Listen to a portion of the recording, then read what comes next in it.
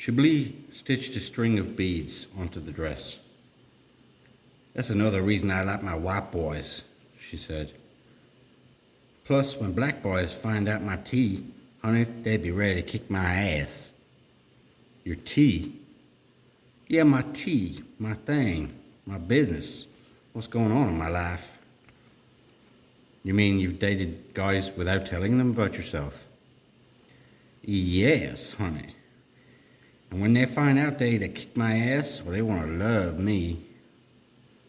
They reach down there to feel something soft and wet, and they feel something else that ain't so soft and ain't so wet. Know what I mean? Then what happens? One black guy put a gun to my head. We'd party for hours, and he'd spend lots of money on me and showed me off to all his friends and everything. At the end of the night, we went home and was just lying in bed and hugging and kissing, fully clothed. And he kept wanting to touch me down there, and I said, "No, no, no." And he kept saying, "Why won't you let me touch you down there?" And I said, "I promise you, you don't want to be touching me down there, child."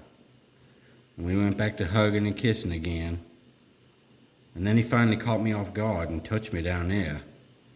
And before I knew it, he'd pulled a gun and put it to my head. He said, "I'll kill you, you son of a bitch. I'll fucking blow your damn brains out. You made a damn fool out of me."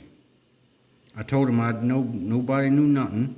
I said, "You didn't even know, and you were the closest thing to me, so let's just leave it at that.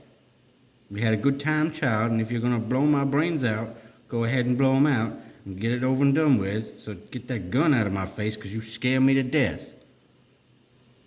When I made that comment, he laughed, and he said, "I'll admit I had more fun with you than I've had with any bitch. I'm gonna let you slide this time. But you better not pull that shit with nobody else, or you're gonna get hurt. That's why I don't play in them black bars, honey. I don't need no gun in my head." "What do white men do when they find out about your tea?" I asked. Jeff didn't know, first time we met. I was in this straight club. I'd gone there with a bunch of my girlfriends. One of my roommates was a stripper. She was a real girl. And she would do her strip show, and I would do my drag show, and then we'd meet and go out to the straight bars afterwards and have a good time. I was just sitting at the bar, having my cocktail and smoking my cigarette, and I saw Jeff. He was tall and blonde and gorgeous, and he kept watching me. I said to myself, "No, Chablis, don't even try. Don't mess with this straight man, 'cause this man is too tall.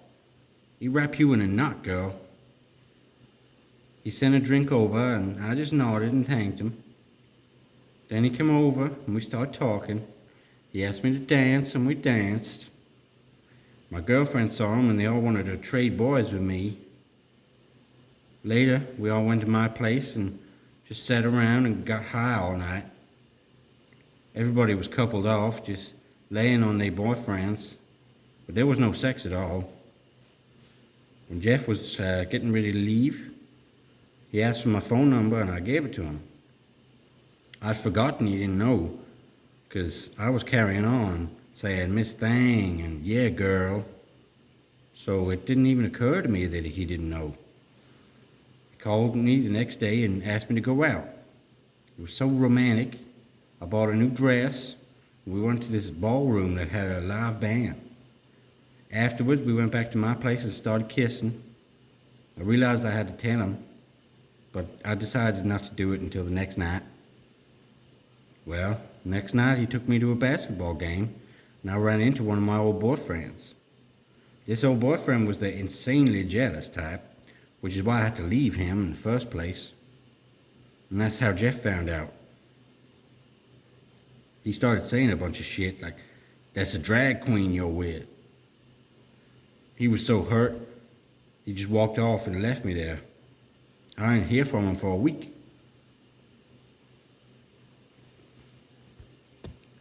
Then he called me. He said he wasn't into men. I said, "I'm not a man, bitch. Don't call me no man." Then he asked me, "Well, what you got between your legs?" I said, "That's for me to know and you to find out." So he said, "Well, whatever you are, I like you." Can't seem to get you off my mind. And as long as we can be friends, I want to see you again. I said that's fine with me. So he started coming on my job and watching me do shows, and he got hooked. After a while, we started having sex and became lovers. I even went to see his parents. They live out on the south side. They're Baptists, honey, and they thought I was Jeff's girlfriend, Chris. I had Thanksgiving with them and Christmas too, and they liked me and had no earthly idea. But after a few months, I realized I was not just a passing fling. Their son was really in love with me. That's when they had a problem. I was black. They started watching me very closely. I could feel it. They were looking to catch my ass in the slightest mistake. I really had to be on my guard. Then one time they acted very strangely towards me. They were giving me funny looks, child. I could tell something was wrong. Jeff's mama got me alone after dinner, and she said, "Chris, let's you and me talk out here. And let's just sit in the living room here and have a little talk." Honey, the old girl was nervous as a cat. She said, "Chris, there's something I've been wondering about. It's something I know is very private with you, and I respect your privacy, but my son is involved with you, and I have to know. I want you to answer me truthfully." Well, child, my heart nearly stopped. I had to look around just to check where the door was, in case I had to get out of there real fast. And she said, "Tell me honestly, are you pregnant?" Well, I was so relieved. For the first time, I didn't have an answer. My mouth dropped open. I grabbed my stomach. When I did that, she screamed and ran out the room. I just sat there a while, not knowing what to do. I could hear all kinds of carrying on at the other end of the house. I sat there alone for about 10 minutes. Then Jeff walked in with the cutest little grin on his face. He said, "Okay, sugar, everything's fine, let's go." When we got outside, he was still grinning. And I said, "What the hell going on in there? For a minute, I thought your mama found out my teeth." Jeff put his arm around me. "Whatever you said, baby, you said it right. Look what we got." Child, he pulled out the biggest wad of money I ever saw. He had 8 $100 bills. "It's from Dad," he said, "to pay for your abortion." Chablis clapped her hands. "I took the money them white folks gave us to murder their unborn grandchild, and I bought that color TV sitting over there and that video cassette player too. And with what was left over, I went out and got me the raunchiest little sequin dress I could find, so in case they ever do find out who I am, I can shake my ass in their face and tell them, 'Thanks from the bottom of our interracial baby's dead little heart.'" Chablis got up and went over to the window. "Are you finished yet, honey?" she called. Jeff looked up from the street below. He was standing in front of the car. The two boys sat in the front street, gunning the engine. He made a V sign. "Be there in a second," he said. Chablis turned back from the window. "Yes, child. That abortion was some kind of good. I toyed with the idea of taking Jeff's folks to court for attempted fucking murder. If you pay to have somebody spiked, honey, that's attempted murder, ain't it?" "Could be," I said, "under the right circumstances." "Well, I didn't do it because I didn't want to hurt Jeff. And also because I wasn't finished with them two motherfuckers. No, baby. 6 months later, we went back and convinced them I was pregnant all over again. That got us another 800, which paid for more than a few gowns and a flawless weekend in Charlestown. But that's got to be the last of it. If we try it again, it'll dawn on them that it'd be cheaper just to pay somebody to shoot me and throw me off the Talmadge Bridge." Chablis put the dress aside and closed the cover on the bugle beat box. I don't see my in-laws anymore, but Jeff and me are closer than ever. Someday he'll go back to wanting girls, but I'm prepared for that. I just don't want him to leave me and go to a guy. I want him to go back to girls. If he does go back to a guy, I'd feel awful bad. I dated one guy, and when we broke up, he started going with men. That hurt me so bad, and he couldn't understand why. I tried to tell him, I'm a woman. Treat me that way. It's the way I treat myself.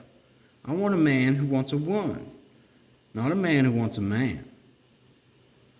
Jeff appeared in the doorway. Well, thank goodness, Chablis said. I was getting tired of waiting on you.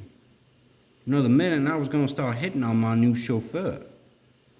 I am some kind of ready for you, baby. Jeff lifted one of her feet and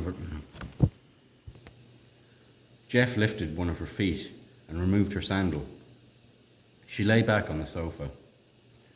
"'Cause Miss Myers' shots are starting to kick in, honey," she said softly. He massaged her bare foot and stared into her eyes. Yes, baby." I got up quietly and took my leave. As I closed the door behind me, I could hear Chablis murmuring, "Yes, child. Yes, baby. The pickup occupied a loft building on Congress Street. I could hear the thump, thump, thump of disco music as I approached the club's front door. Inside, a short-haired woman wearing jeans and a work shirt sat on a stool chatting with a uniformed policeman. A handwritten sign on the wall read $15 membership fee, but she waved me in without taking any money. The ground floor had a long, dimly lit bar and a dance floor with flashing lights and booming music. The place was crowded with young men in casual, but for the most part conservative attire. A poster by the entrance announced the feature appearance of Lady Chablis for 2 shows, at 11 o'clock and 1. The $3 admission charge was collected by a thin man who wore a baseball cap over his stringy waist-length hair. "The overture's already started," he said. The room upstairs was a narrow, low-ceilinged space with a bar at one end and a small stage and runway at the other. A revolving mirrored ball hung from the ceiling. About 50 people, including a number of couples, were taking their seats amid the din of a recorded overture, a scratchy, fast-paced medley of Broadway tunes, played at an extremely high volume in order to drown out the disco beat from below. As the overture ended, the room went black. The beat shifted to the pulsating rhythms of Natalie Cole's Jumpstart. A spotlight hovered over the stage and then dipped. Chablis suddenly burst into view, looking like a raging fire in a skimpy sequin dress with jagged red, yellow and orange flame-like fringes hanging from it. She wore huge earrings and a wig of long black curls. The audience cheered as she strutted down the runway, working every nuance of the rhythm, shaking her behind like a pom-pom, whipping it from side to side. She looked over her shoulder with an expression of supreme sassiness. She was a minx, a temptress. She danced superbly, mouthing the words to the song and smiling as if tasting something delicious. The look in her eyes was light-hearted and outrageous. It seemed to say, if you thought that last bump was vulgar, honey, watch this one. One by one, her fans rose out of the audience and moved to the edge of the runway. They held out dollar bills folded lengthwise. Chablis accepted their offerings without missing a beat, taking the money in their hands or allowing them the campy pleasure of slipping it into her cleavage. As the song came to an end, she exited to cheers and whistles and stomping feet. In a moment, Chablis' crackling voice came over the loudspeaker. "Hey, bitches," she said. Members of the audience called back, "Hey, bitch!" Chablis returned to the stage carrying a microphone in her hand. She was dabbing perspiration from her neck and chest. Ooh, child, I am sweating, honey. I truly am. And I'm not ashamed of it either.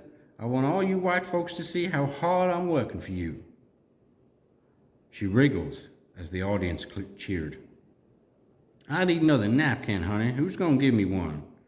Whoever gives me a napkin wins a prize, and I ain't saying what that prize is till you win it. A napkin was handed up from the audience. Thank you, baby. You are a true gentleman. Yes, you are, honey. I'm serious. And you win the prize.